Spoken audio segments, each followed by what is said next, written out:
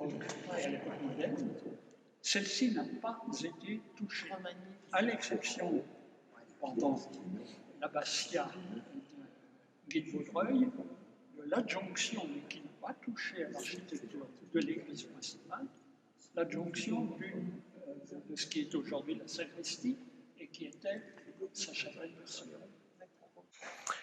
Alain Lebrun, bonjour. Bonjour. Vous avez reçu la sous-préfète de Clermont, Noura Kial-Flégeau. Quel était le but de cette visite? Le but de la visite, c'était à sa demande. Elle souhaitait venir à Saint-Martin-en-Bois. J'avais eu l'occasion de la rencontrer auparavant sur un autre sujet et je lui avais proposé de venir visiter Saint-Martin-en-Bois et notamment son abbaye. Et c'est surtout pour venir découvrir le patrimoine que nous possédons sur la commune, notre abbaye du XIIIe siècle.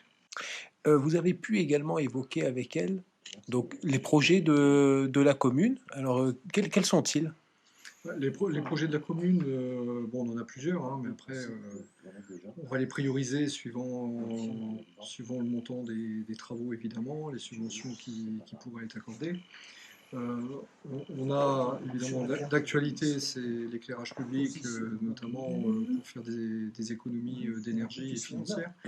Le passage de l'éclairage public en LED qui permettrait donc d'assurer un service en termes d'éclairage, mais aussi de réduire la facture d'électricité pour la commune.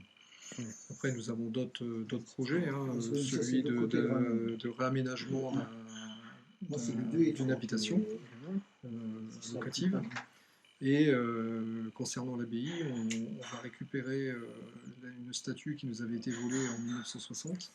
Et donc on va engager la restauration, une étude et une restauration de cette statue avec une mise en sécurité pour qu'elle puisse réintégrer l'abbaye dans de bonnes conditions. Et enfin, vous avez évoqué les éoliennes. C'est un sujet primordial pour vous? Pour nous, sur la commune, c'est primordial parce qu'on a un patrimoine historique de valeur qui est reconnu par tous.